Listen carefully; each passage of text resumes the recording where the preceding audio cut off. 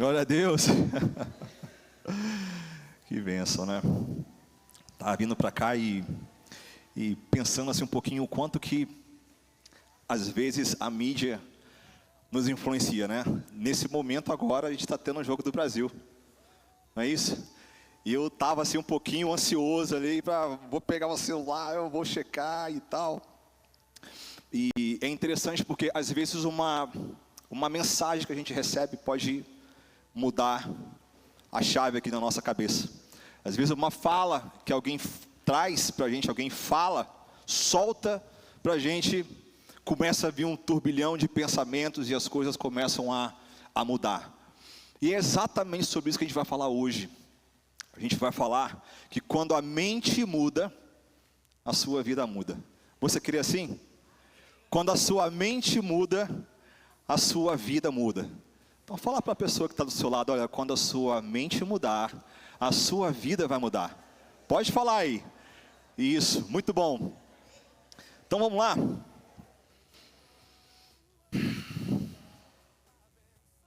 Abra sua Bíblia aí em Romanos 12, versículo 2. É um texto muito conhecido. Muito conhecido. E eu tenho certeza que vai trazer aí uma grande revelação da parte de Deus para a sua vida.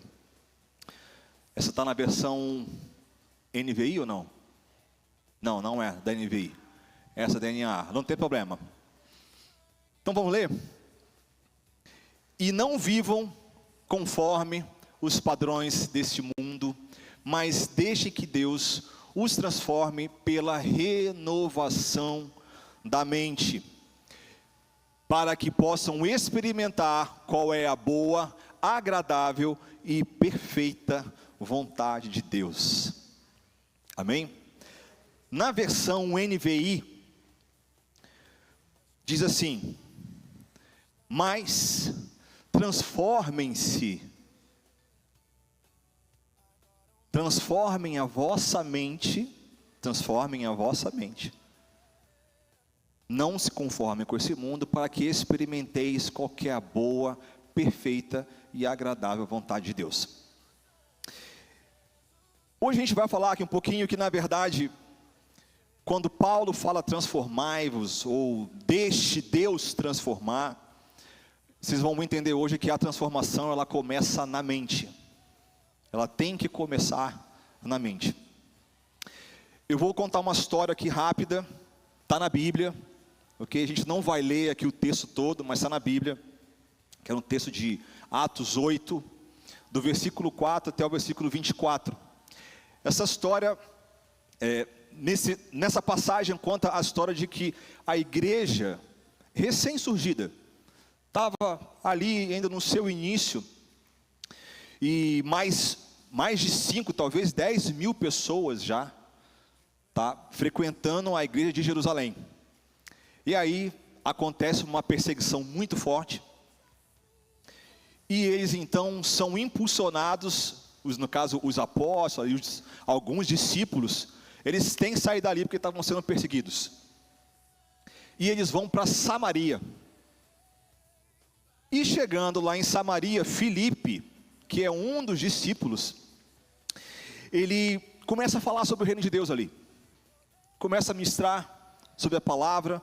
Muitas pessoas são batizadas, muitas pessoas são curadas. Deus começa a usar Filipe grandemente ali, e no meio daquelas pessoas que estavam se batizando, estavam se convertendo, tinha um camarada ali chamado Simão.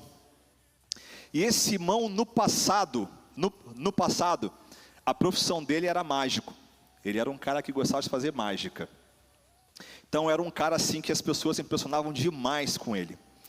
E esse Simão, ele se converteu. Diz em Atos 8, que ele foi batizado.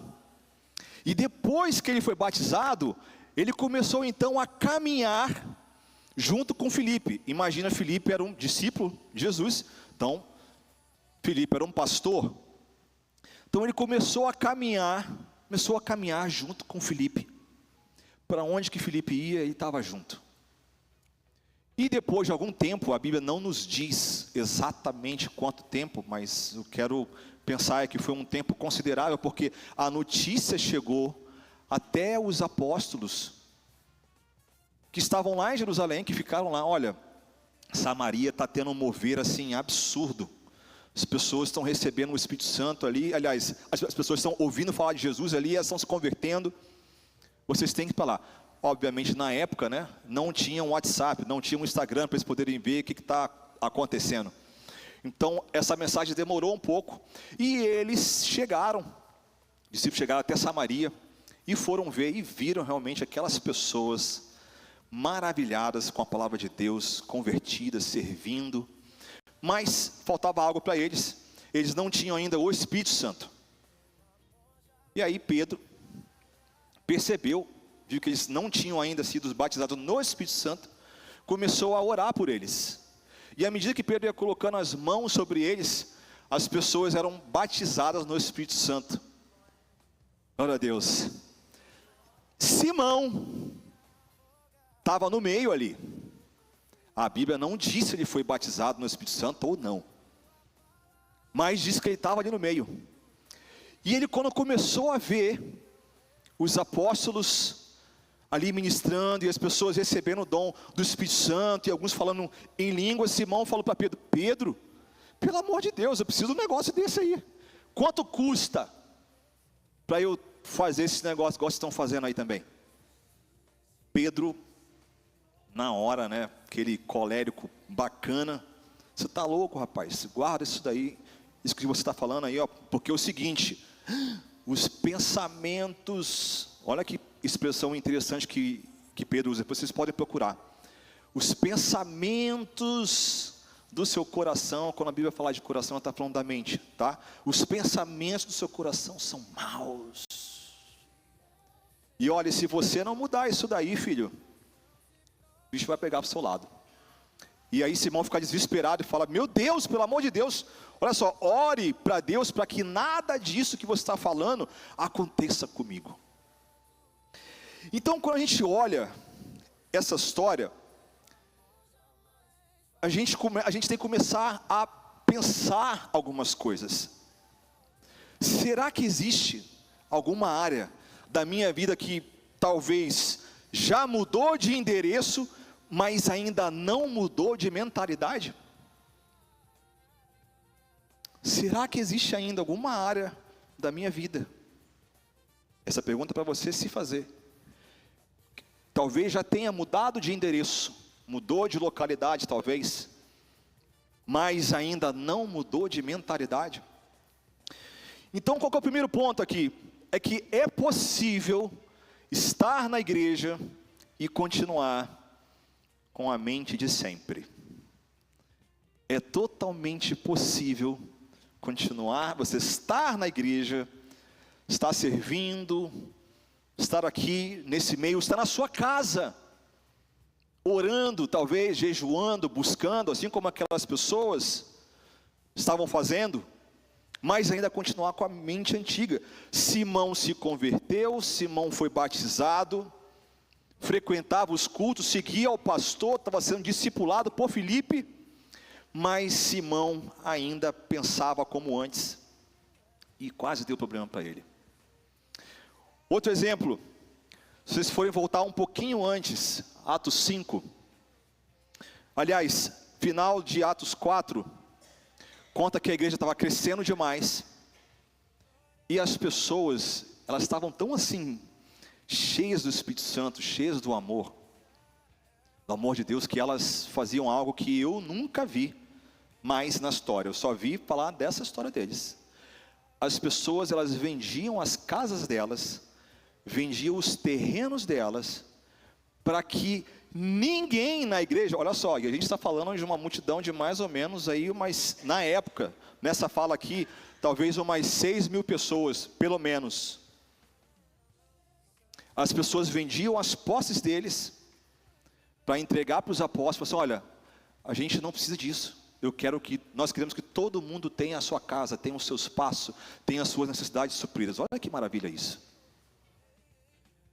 E nesse meio, tinha um casal ali, Nesse meio tinha um casal, que também, ali cheio do Espírito, junto com as pessoas, a Bíblia não fala que eles foram batizados, mas eles faziam parte da igreja.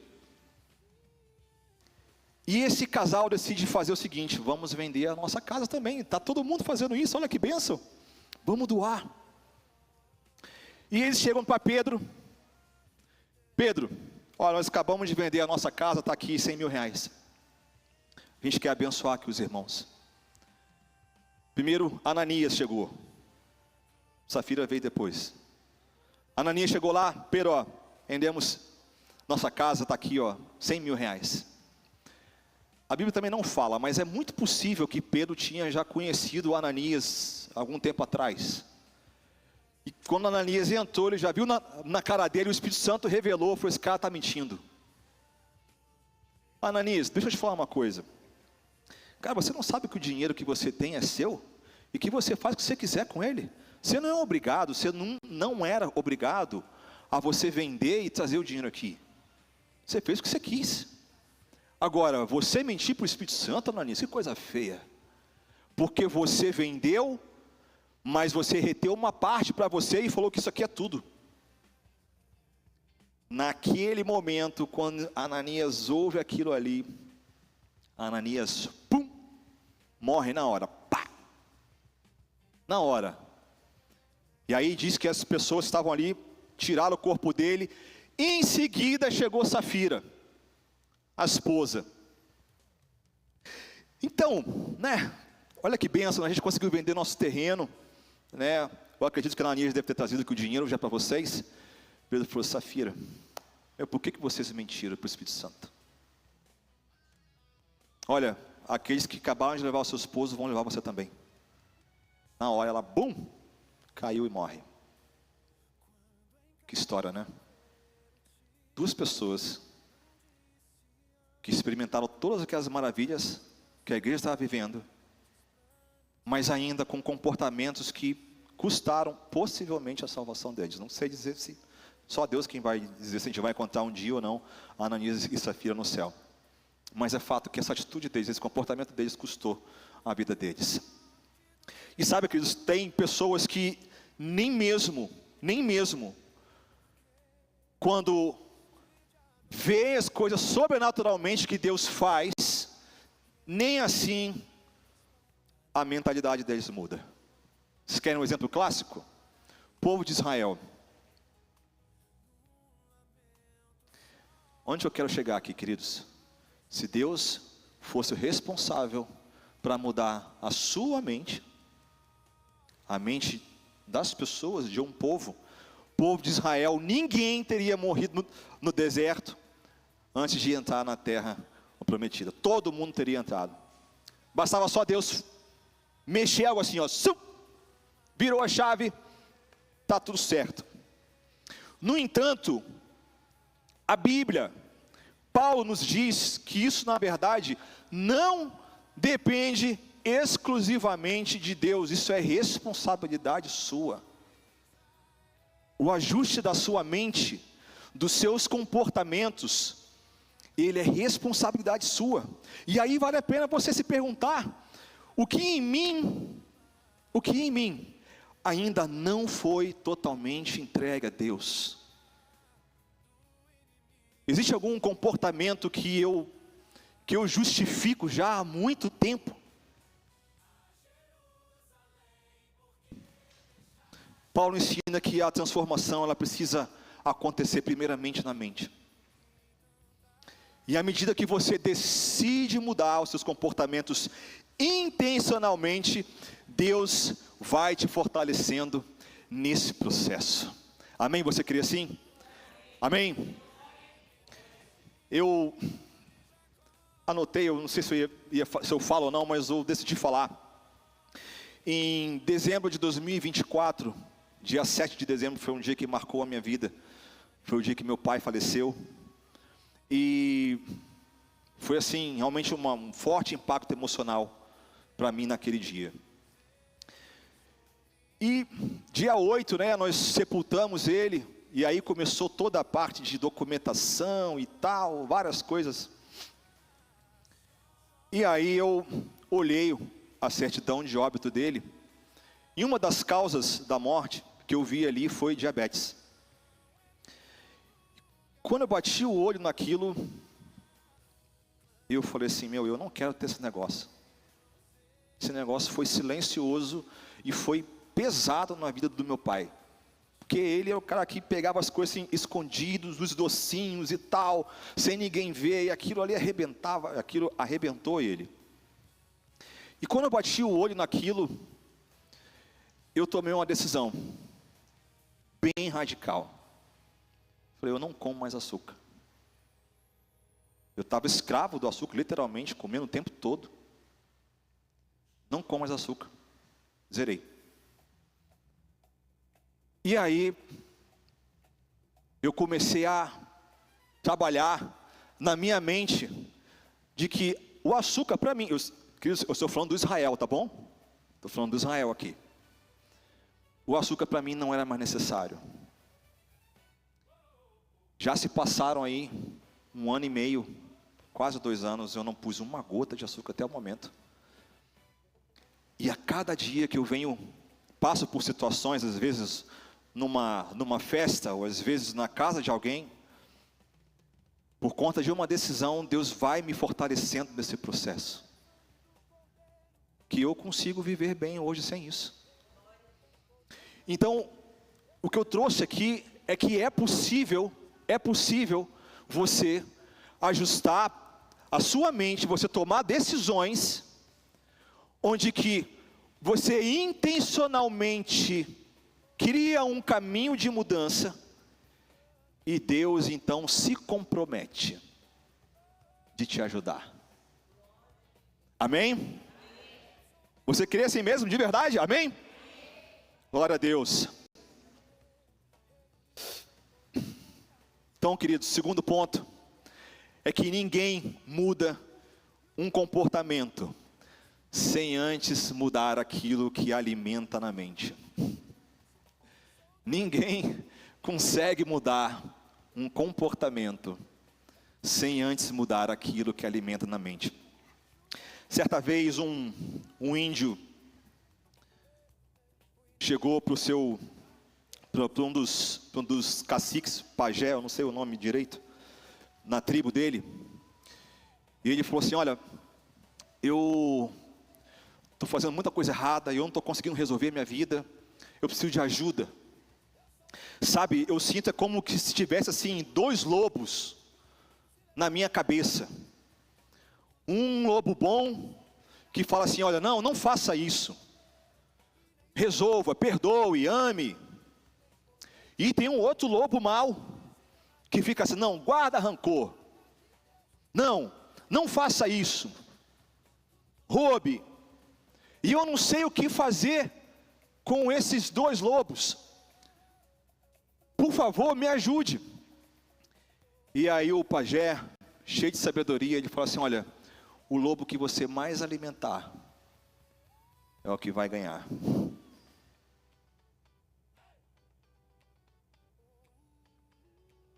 Se você pudesse hoje ver os seus pensamentos projetados numa tela aqui, imagina essa tela, você está de frente, e você pudesse ver os seus pensamentos aqui de frente, será que você teria orgulho deles? Se você pudesse, mais uma vez eu vou perguntar, olhar, projetar todos os seus pensamentos aqui nessa tela, será que você teria orgulho deles?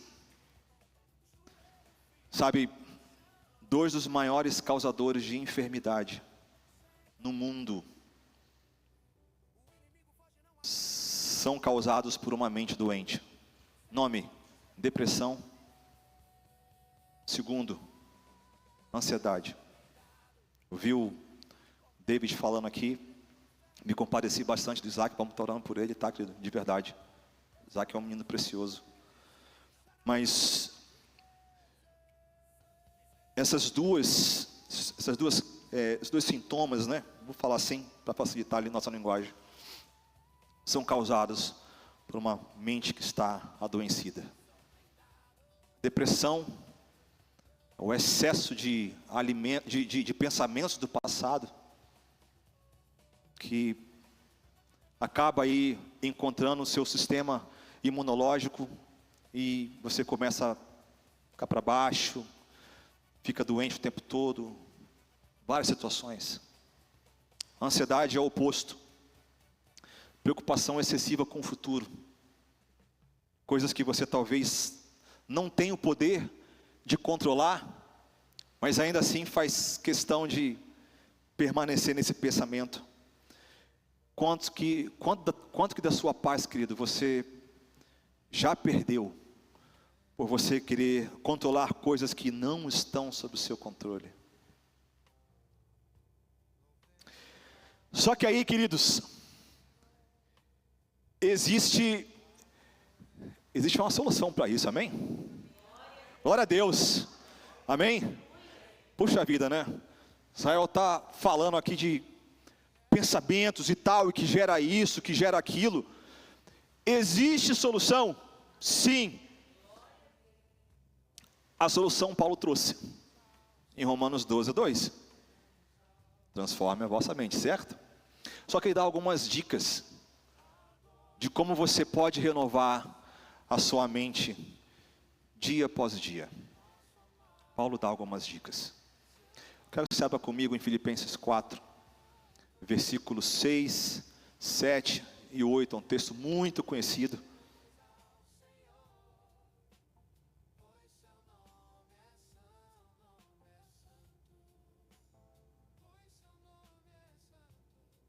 Filipenses 4, versículos 6, 7 e 8. Já achou ele já? Ah, botaram o NVI agora, né? Que legal.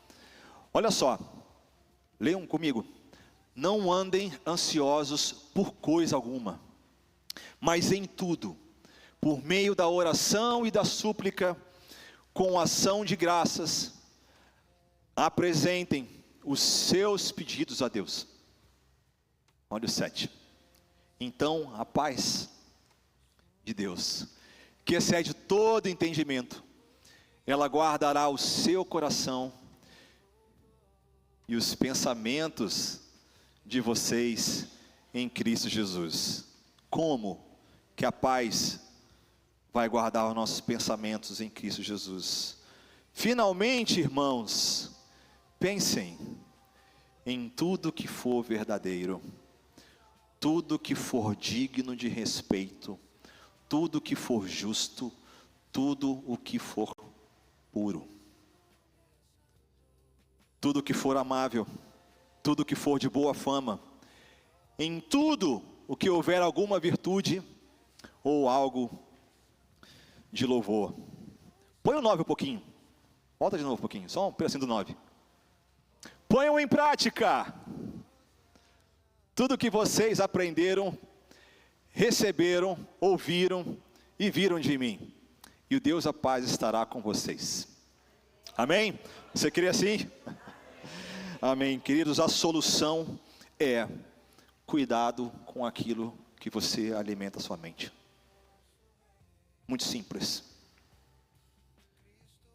É um hábito muito perigoso, aqui a gente vai ser um pouquinho mais prático. Um hábito muito perigoso é você acabou de acordar de manhã, coloca sua mente nas notícias. A ciência diz que a sua mente, quando você acorda, precisa de pelo menos de 10 a 15 minutos, você assim, no silêncio. Um tempo preciosíssimo para você tirar, para ouvir a voz de Deus, agradecer a Deus pela noite que você teve, por você ter acordado. Tem pessoas que não acordam, que não vão acordar. Você tem o privilégio de acordar. E tantas outras coisas ao longo do nosso dia, que vão alimentando a nossa mente. Queridos, existe uma solução. Agora, até que ponto eu estou intencionalmente direcionando a minha mente para aquilo que é a vontade de Deus.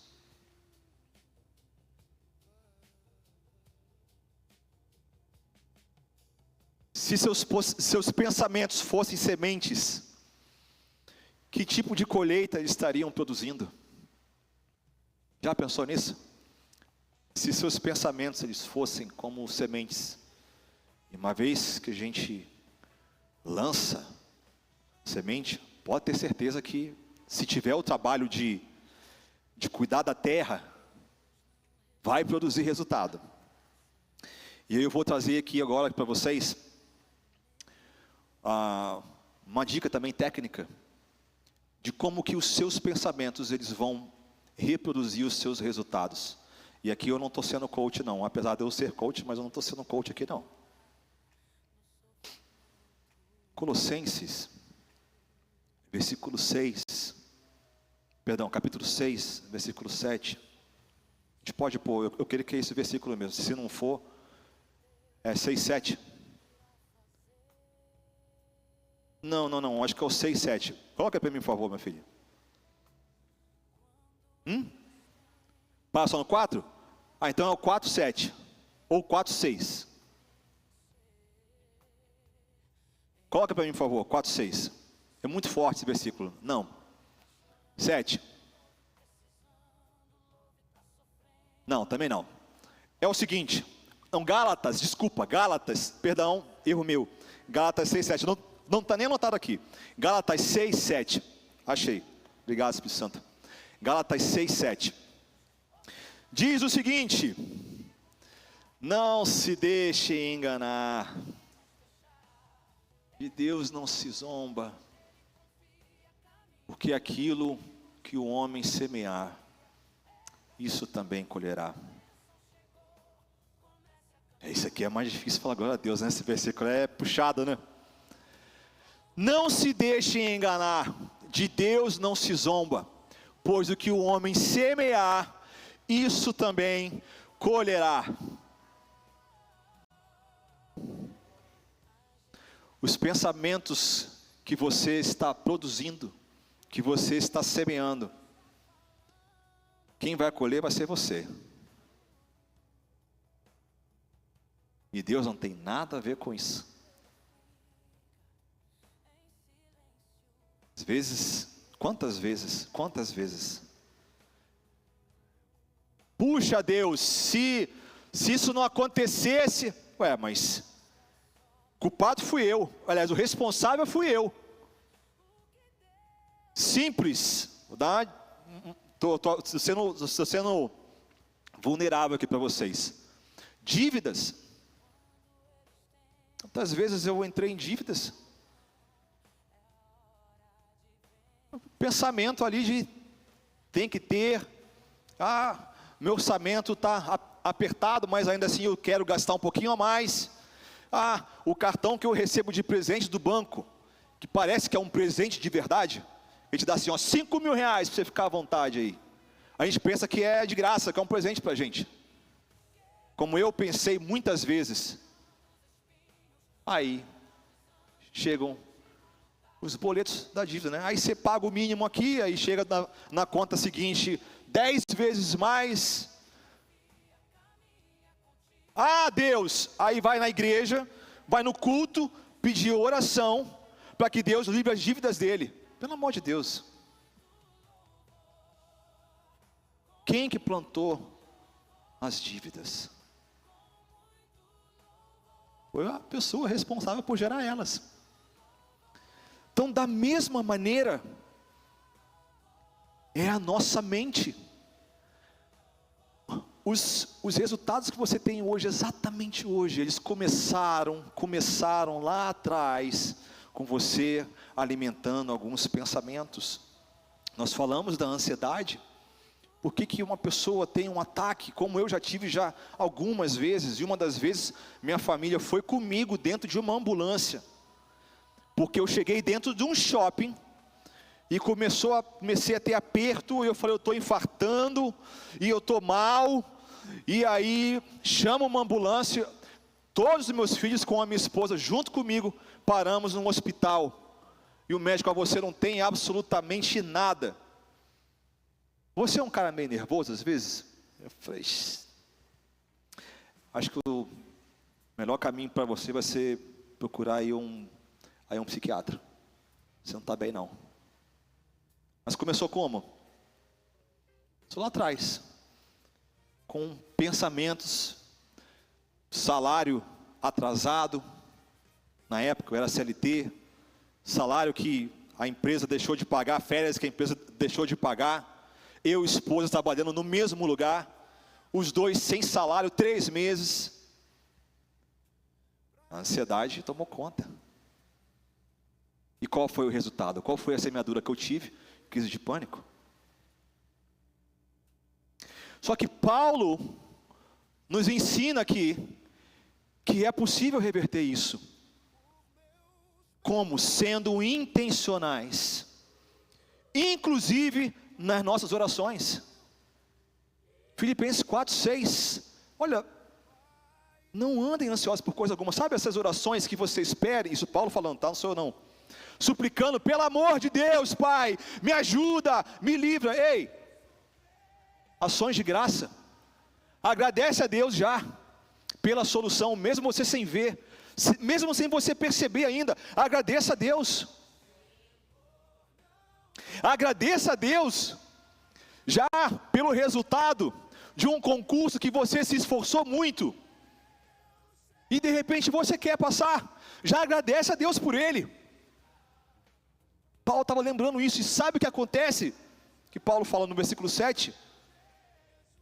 E o Deus de paz, aliás, é a paz que excede todo entendimento. Ele está falando da mente. Cara, essa paz de Deus, ela está muito acima do que a mente humana consegue perceber. Essa paz vai guardar os seus corações. Então, meus amados irmãos, tudo que é bom, tudo que é perfeito, tudo que é agradável, tudo que é de boa fama, seja isso que ocupe a sua mente. Mas eu peço que vocês coloquem em prática tudo que eu ensinei para vocês. É o que Paulo está falando aqui.